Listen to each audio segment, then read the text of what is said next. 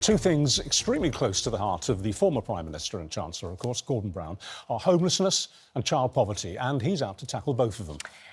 As a former Chancellor, of course, he says the scar of child poverty, the biggest threat to the UK's long-term economic future. He wants to totally abolish the two-child benefit cap. Might that happen in the budget in 2 weeks? Well, today he is joining forces with Prince William in order to help distribute household goods to those most in need. And Gordon Brown joins us now. Very good morning to you, former Prime Minister.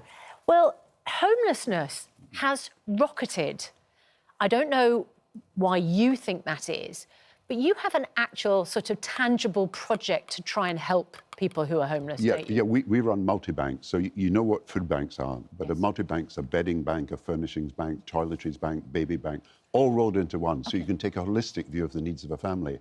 Now, Prince William's doing a fantastic thing. He's bringing houses back into use. He's got a 5-year project to help the homeless and to prevent homelessness. So we've come together. So he provides the houses, we provide the furnishings. He's done it in Aberdeen, he's doing it in Sheffield, he's going to do it in Cornwall, he's doing it in London, he's doing it in Wales and Northern Ireland, and we will help him with the furnishings. So it's a partnership that's working well. And a house is not a home unless you have furnishings. Well, this is the fascinating thing that you've discovered. It's not just very good charity to give these furnishings away. It actually has a material impact on the stability of the family living in these homes. That's right. If you look, 1 million children were trying to sleep last night without a bed of their own. 1 million. So there's 2 million children living in houses that either don't have a cooker or a fridge or a washing machine, or they don't have the toiletries. And there's 3 million children who are skipping at least one meal regularly because there's not enough food in the house. So child poverty is a huge problem, but 180,000 children are in temporary accommodation. So some, of course, homelessness, you think of people on the streets, but also think of children who are moving from one place to another without any security of accommodation, perhaps changing schools all the time, no stability in their lives. Now, Prince William, you know, his mother made her first speech about homelessness 30 years ago. He became a patron of Centrepoint, the homeless charity, 20 years ago. So this is a lifelong thing for him. And you saw the sincerity in his interview talking about his kids, you know, honesty with his kids. And he's sincere about this. He's dedicated. I've met him to talk about it. I've spoken with him. And he is determined to do something about what people don't talk about much. You know, mental health, he talks about homelessness, just like his mother. She talked about HIV/AIDS and she talked about landmines. Nobody had thought of the importance of these things until she made it an issue. So he has decided homelessness, and it's to his great credit, and it's really sincere. And so we want to help him, and that's the partnership. Now, we can do something about it, and I think you will see homelessness coming down. Alison McGovern has just become the minister. She is determined to get children out of temporary accommodation where possible. And people on the streets, that number has been rising. We got it down under our government. It's been rising again. We can get it down again. So the will of charities, local government, national government, all working together. And I'm determined that we can make an impact on this problem. Have you told Rachel Reeves that you think she should abolish the two-child benefit cap? I think so, yes. And I think she is... Look, Rachel Reeves has a really difficult... I mean, I did 11 budgets and I was Chancellor for 10 years. Yeah. And I was actually the longest-serving Chancellor. The other guy who was the longest-serving abolished income tax, and it wasn't easy for me to do that. But it's the difficult... There's been two things that have changed over the last year. This defence and security issue because of Ukraine. Yeah. So it's a total change from 2% of spending to 5%. And then you've got tariffs. You've got this huge protectionism around the world, and it's putting prices up. So things have changed, and she's got a really difficult problem, and I do sympathise with her. And I think people do understand that the world has changed around us. President Trump with tariffs, Ukraine and security. But she is determined to do something about child poverty. They set up a review when they came into government. I realise it takes time to get all the results. I think you'll find that this is a very significant review. I think it will be published around the time of the budget. And I know she is determined to do something about it. So I think we've got to be a bit patient. I don't want to be a backseat driver. I really don't. And I don't want to sort of predict what's going to happen in the budget. But I'm pretty confident that something will be done and that child poverty will be coming down.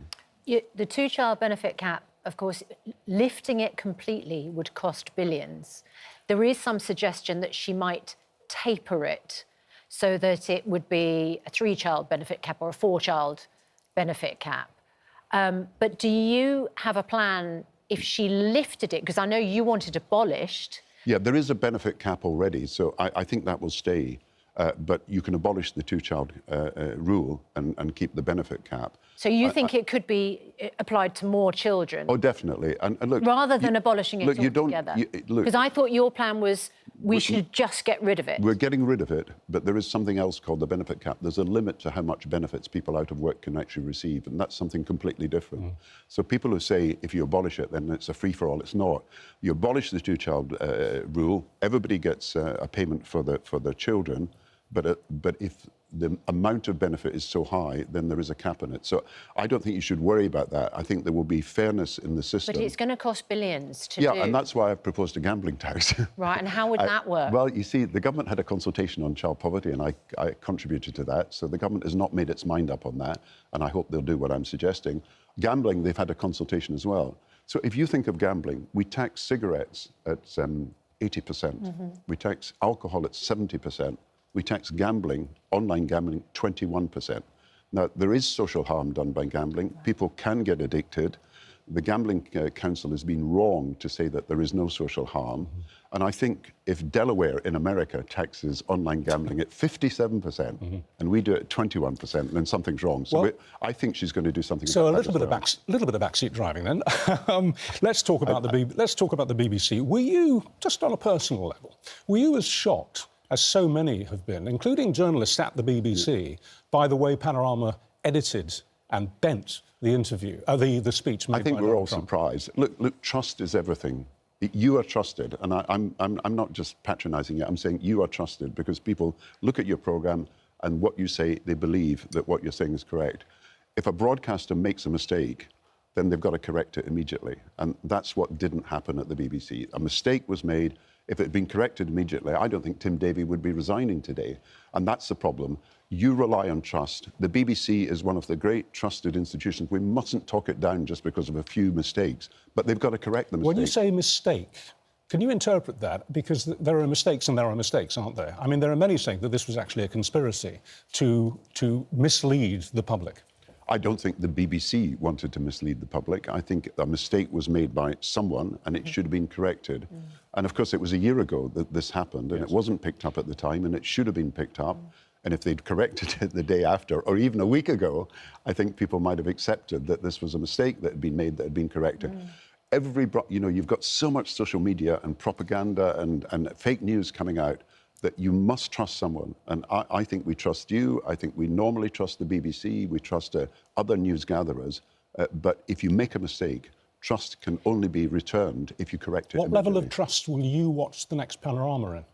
I think I will still trust Panorama. But do you think there are people who want to bring down the BBC, who are weaponising what's happening? Look, there's definitely people who want to be in. Look, I was in government and Rupert Murdoch wanted to change the BBC entirely. I mean, he wanted to get rid of the licence fee. He wanted to stop the BBC having national events. He wanted to get the BBC Internet stopped. I mean, they made no secret of that. So there are people who want to change the BBC fundamentally. But the BBC is renowned throughout the world. I think British broadcasting, and that's you as well, I think you are famed throughout the world because people recognise you always try to get to the truth, objectivity, impartiality. People value that. But they need to know that if you make a mistake, you'll correct it. And I'm a great defender of the BBC, having worked there for 20 years. And just before we let you go, trust is important. Do you think that when things are written in manifestos, they should be kept to by governments? When governments promise not to raise tax on working people, that they should stick to that? Well, I'll have to be honest with you. We had a global financial crisis in 2008-9. It was caused by American banks in the first place and the mortgage market in America. And we had to tell people at the time, I'm sorry, we made a promise in our manifesto about the top rate tax and we had to change it. So we had to make a change. But we explained it to people and said, look, we did not anticipate a global financial crisis, and it certainly wasn't caused by Britain. It was caused from outside in America. So I think there are circumstances you've got to be honest with people that you've made a mistake, that you've said something that you hoped was going to be the case and it hasn't been You mean achieved. when the facts change, you change your mind? Well, that's what Keynes, who was the most famous economist in the world, said. But you want to keep to your promise wherever possible. But if you have to change things, you've got to go out and explain, and you've got to, in a sense, tell people why. And things have changed over the last year, unfortunately, because of defence and security, but actually because of tariffs. And these things are actually changing the world in every country. Mr. Brown, do you miss the hurly-burly of number 10 and number 11? I don't miss the hurly-burly. I miss the chance to change things. I miss the chance to do something. There are certain causes that I think all of us, I mean, nobody wants to see a child growing up in poverty. No. Every child should have the chance to realise the potential, and we have to do something about it, and I think we will. And I'm confident that Rachel Reeves and Keir Starmer want to do something about it. Gordon Brown, thank you very much indeed for joining us this morning. It's been a pleasure, and you are trusted. Thank you very much indeed. Well, I trust you've enjoyed this interview, and hopefully see you soon. Thank you. Huge good luck with the Homelessness Project. Thank you. Absolutely vital work. Thank you. See you. Thank you.